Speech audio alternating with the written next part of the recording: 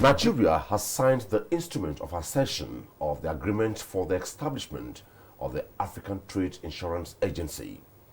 The agreement and the agency are registered with the Secretariat of the United Nations in accordance with Charter of the United Nations and is cognizant of the fact that lack of adequate political, non-commercial and commercial risk insurance is a significant impediment to the availability of finance for investments in Africa and the expansion of Africa foreign trade and intra-Africa trade.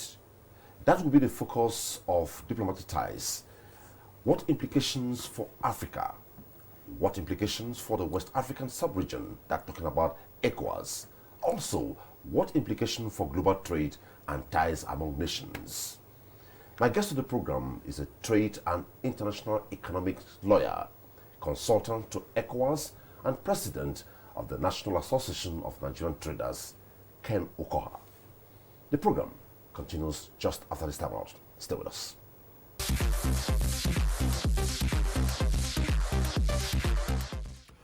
Let's begin by saying establishment of the African Trade Insurance Agency. What is it all about? It looks a bit fuzzy out there. Thank you very much for putting out time to discuss this particular subject matter. And I think kudos to NTA for bringing this to the table so that majority of Nigerians would understand. It is one thing to sign an agreement, but it's also another thing for people who on their behalf an agreement has been signed to understand the contents of such agreements and understand the implications on their lives and livelihoods and the future of the nation that is theirs. In 2000, and I think I need to give a little background to this particular agreement. In 2000, year 2000, COMESA, the common market for East and Southern African countries, they met and looked at the fact that for over a decade, investments have not been coming in to their regional economic community, the regional bloc. And so they were worried and started discussing that. And they decided to set up a kind of survey. They commissioned the study, which was paid by the World Bank. And when the study came out, it showed vividly that the political terrain was not really attractive for investments. And therefore, there were some, hiccups in terms of people having the courage to invest in the two regions that are merged to one. And so, what they did was to look at the solution. And the solution was in 2001, they set up the ATI, the African Trade Insurance, as an agency.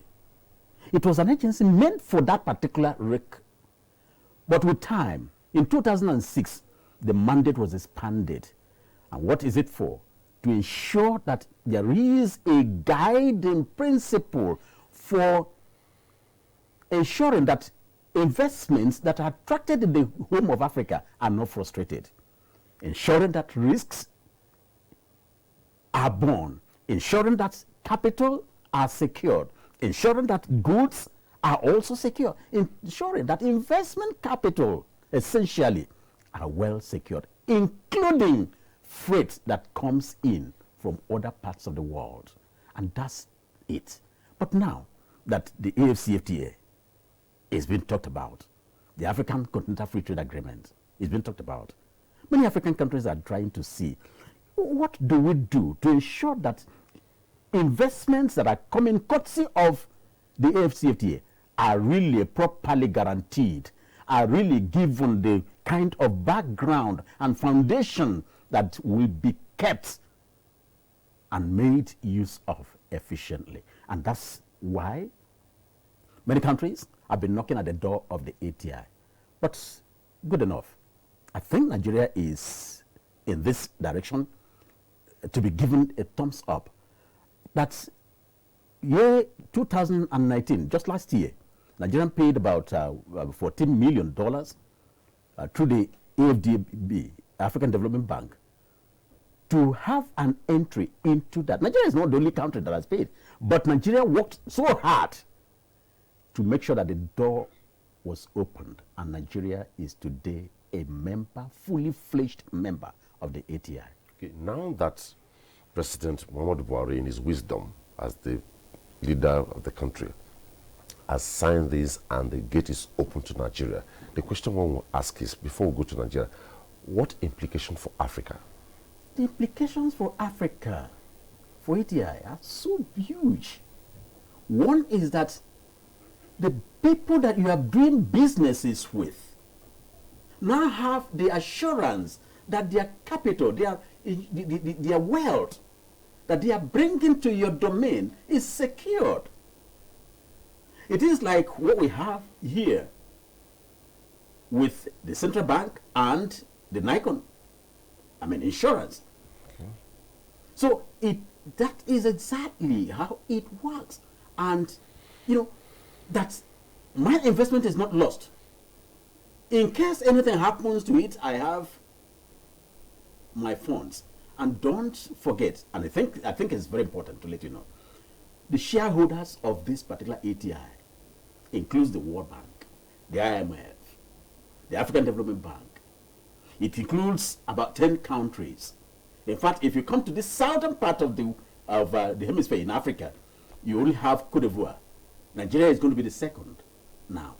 And so there is a retenance of that trickling of water in terms of investments that comes in. So Nigeria now, anybody who is investing in Nigeria is no longer going to look at the crisis in the north, insecurity anywhere. What you look at is, what is my benefit? And whereas you see, as soon as you see your benefit, you launch in, because there is a guarantee. If anything happens, your investments are secured by insurance. Before we go into other areas, let's now narrow down a bit. We have looked at the bigger picture for Africa. Can we look at it from the perspective of ECOWAS and Nigeria? Now, for ECOWAS, whereas we now have two countries, Cote d'Ivoire and Nigeria, that I mentioned earlier. Well, that's only two countries in Africa. Yes, for West Africa, for ECOWAS. Okay. Now, and that are members, So now that Nigeria has signed on to the membership with all the powers and the full, benefits of membership, anyone who is doing business essentially under the AFCFTA, where you are going to have a monumental increase in business activities and investments coming in, courtesy of the 1.2 billion African population, there is a guarantee. And therefore, people will want to, when I say people, that's people both internally, for domestic investments and for foreign investors. There is a guarantee. There is that attraction. Let us go. Let us go. And therefore, for the government of Nigeria and for that of ECOWAS essentially, it is an arrow that shows that this is the direction of investment that is more secured than any other. And so, it's an automatic attraction there, automatic magnet that draws investors to this particular end. It is not as if that, people are not going to look at insecurity. No, I'm not saying that. People who are investing must also look at the direction of that is more secured in terms of, crisis. However, when you drop your funds, when you drop your technology, when you drop your equipment, you are guaranteed, because this is under security, that whatever happens to it, there is an insurance coverage. A premium is on it. Okay. You are the president of the National Association of Nigerian Traders. Are your members, first of all, conscientized to know the implication of this, both locally and the ones in diaspora, so they can catch into it? To be honest with you, these agreements were just signed, the president just signed onto it last week, or last week there, so. A couple of weeks ago. And I think one of the things that we are doing is to understudy this and then begin to reel out, the sensitization mechanism towards our members. And don't forget that there is no country in Africa where you head into that you do not see Nigerian traders in the markets and elsewhere doing their businesses legitimately. Forget about what you hear from outside. All that negative things that you hear about Nigerian traders, that are outside the shores of this country, is because of envy and jealousy, because of the enterprising spirit that God has given to us. But having said that, I think that the onus is on us and also on the government to begin to interpret the content of this agreement and then to understand the implications so that people will know that whatever they're investing in any part of Africa is guaranteed, and more so guaranteed in Nigeria. Now, take an instance. Your goods are coming from Nigeria and you want to sell them in South Africa. You have put them in a vessel heading to South Africa. These goods must be insured. There must be a guarantee that whatever happens to the vessel, the goods, your wealth, is also insured and guaranteed and protected. So that's the implication. And therefore, we need to let them understand that, look, you have to move more goods from here. Do not depend on goods from third-party countries, from Asia, from Europe, from America. You can pull goods from here and then deposit them in the countries where you are and become ambassadors of Nigeria on the AFCFTA. And in doing that, the country will also need to call upon the government to ensure that there is more security and, in fact, more support for this window of operation so that these traders will see themselves as ambassadors, assisting the country to mobilize our goods and then to offload their goods and get rake more revenue into the country. And that's where we need them. Okay, let's look at it from the perspective. I know very well that this is an African thing, but United Nations is involved. Now, where is the place of the EPA? Nigeria is yet to sign the Economic Partnership Agreement because it said that WTO was in violation. It was in violation of the WTO treaty, right? So, of what correlation is this with EPA? Will this in any way make Nigeria now to think of signing EPA? No, this has nothing to do with the EPA. Okay.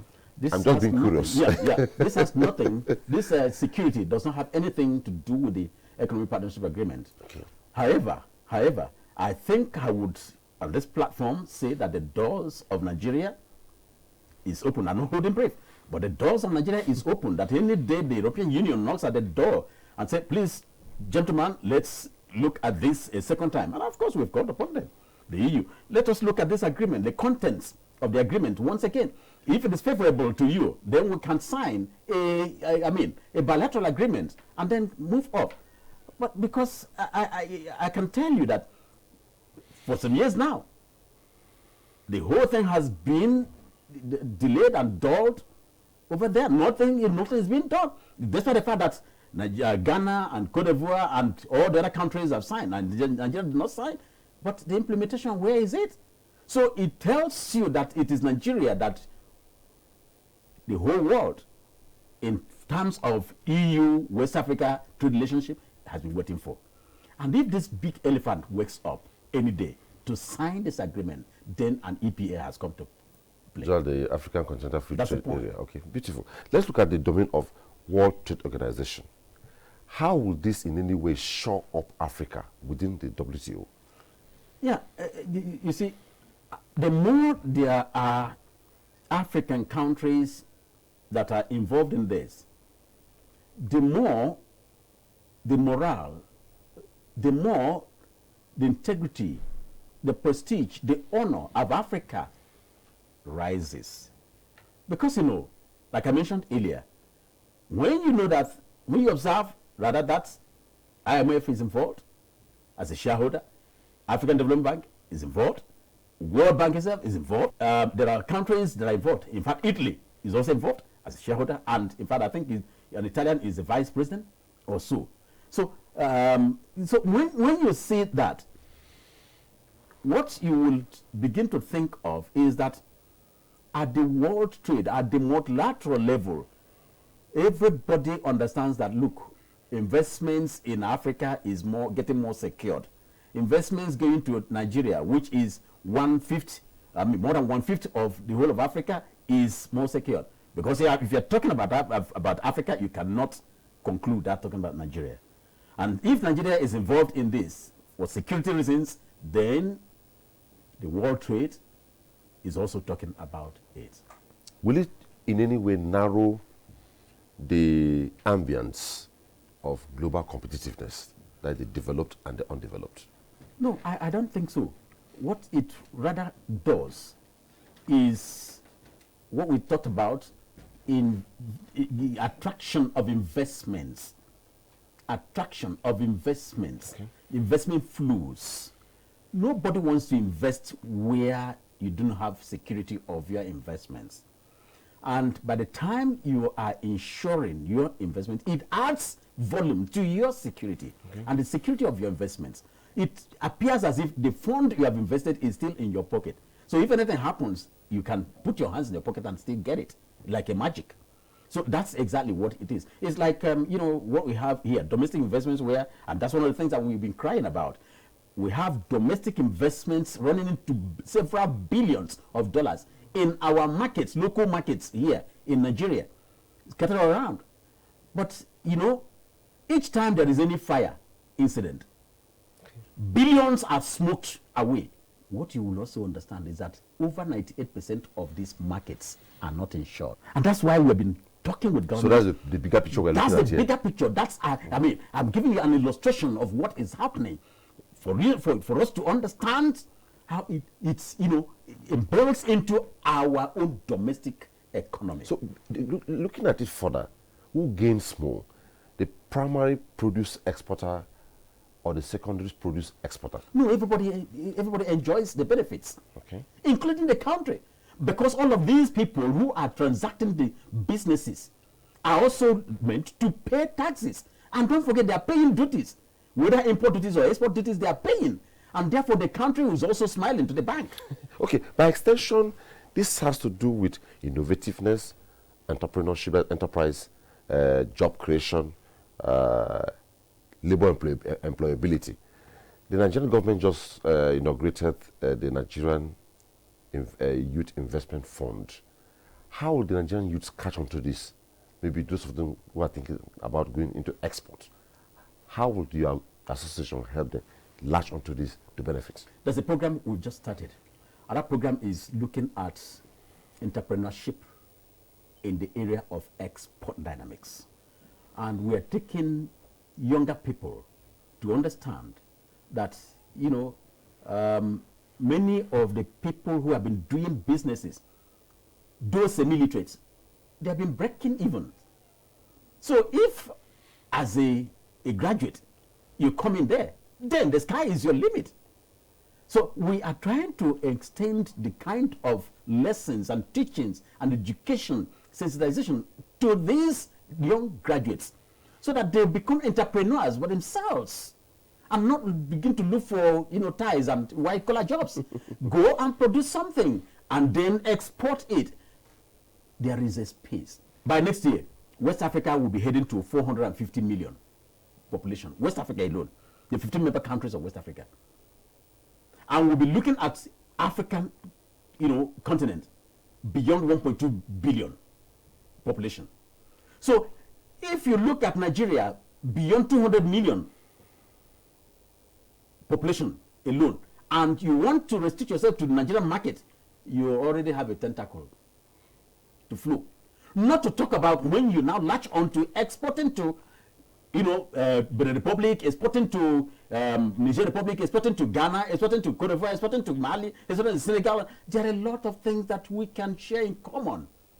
And the secret is this: there is no country in the whole of West Africa that has the kind of both financial muscle, technological muscle, and industrial muscle than Nigeria. Okay. And therefore, there is an advantage. And that's why some of us are also talking about the prolonged closure of the border. We have done it rightly by closing the border and sending signals to those who are smugglers and operating, negatively on the country, oppressing the country. But then, there's a time to also open the border, especially now. And now is the time. You know why? Because if you don't do this, you are not creating an incentive for those who are doing the right thing, for those who are doing right exports, legitimate businesses. You are therefore punishing the legitimate business, transactors and actors and practitioners alongside smugglers who are criminals. So we need to open the border, but importantly, that's why the ATI comes in now. Okay. The African Trade Insurance comes in. Okay. Now, is there any kind of compensation mechanism for those who did legitimate business and their goods have been at the border from 20th of August 2019 up to this moment? Relatedly, let's look at it from this place of safeguards. As lofty as this appears, is it possible that if safeguards are not in place, maybe the African traders will be shortchanged? For instance, but for the wisdom of ECOWAS and the wits of Nigeria, we would not have known the loopholes in EPA, and Nigeria maybe would have gone blindly and signed. Are there areas we need to look at critically before we get involved, before our people are changed? Well, I think we have already gotten involved because the president has signed. Okay, yeah. Okay, we're involved. We're involved already. Yes, yeah. Okay. But then we must also understand that there's a difference between the ATI and which is an instrument, by the way, and a regional trade agreement. And it's also important for us to understand as well that Nigeria was rather the one that made ECOWAS not to jump into the river, into the ocean, in terms of what you mentioned, the EPA. I think Nigeria was opening the eyes of ECOWAS regularly on the subject matter. Let us have an analysis. It's just like the AFCFTA that we eventually signed. And some of us dragged Nigeria and said, no, you don't sign, Mr. President. Don't sign yet. Let us understand the implications. Let us understand the cost and benefits for us. And now that we understood everything, through radical studies that showed clearly what we're going to gain and what we're going to lose. And then we are now the ones to take decisions that, yes, we can sign, we can join, but we can negotiate this way. Okay. Let's place a compass that will help us to navigate. Okay. And that's exactly what we did. Can this also add value to the much anticipated or talked about ECO? Well, I've not thought about this, but I think ECO is a currency of ECOWAS. For ECOWAS. Yeah. And businesses are done through currencies, exchange. And if we are talking about insurance, it is also currencies. But insurance of this level, this magnitude, goes beyond the currencies. It goes into the protection of investments, beyond the currency. Just before we go, in just one sentence, the present administration under President Muhammadu Buhari came under 3 major planks: economy, security, and the fight against corruption. Let's look at the economy now. Would you say with all this, it's a plus for Nigeria? It may not be a plus. It may be a plus. I have not seen the added plus. It may be a plus because, number one, Nigeria I stand to be, queried. Nigeria is one of the first countries I've ever known that went into recession and came out the same year. Never in the world. Yeah. Never. Go and ask Japan. Never. In fact, if anybody doubts, go and find out from what you are going to see from, UK. United Kingdom entered into recession a few days back. Yeah. We'll watch and see. But then, we have seen a situation where some radical decisions in the economy have been taken, including this border closure that we talked about now. I told you that they also have their own implications, Sure. positive and negative, advantages and disadvantages. But I also have been in the school of thought that I believed that the positive outweighs the disadvantages. And can I tell you this, that if you look at the compass, you will see where our agriculture sector is moving. Although we have some stagnations regarding insecurity, regarding issues of climate change, regarding banditry and all of that in the northwest, northeast, and now north central. However, if you look at the production of rice, for instance, where Nigeria was dumping a lot of fund importing one food item, you will see that the arrow has changed. The level has changed. The gear has changed. Were it not for COVID, I am very sure that in the next 1 or 2 years, Nigeria would have been self-sufficient and then trying to export. Ken Ukaoha, always a pleasure chatting with you. Thank you very much. Thanks so much. That's it on Diplomatic Ties. We looked at the Africa Trade Insurance Agency, the involvement of Nigeria with the endorsement of it by President Muhammadu Buhari. We looked at the implications for Africa, implications for ECOWAS, implications for Nigeria, and indeed the global trade implication. Well, that's it on the program. We believe while it lasted, we enjoyed it. Thanks for watching. Bye-bye.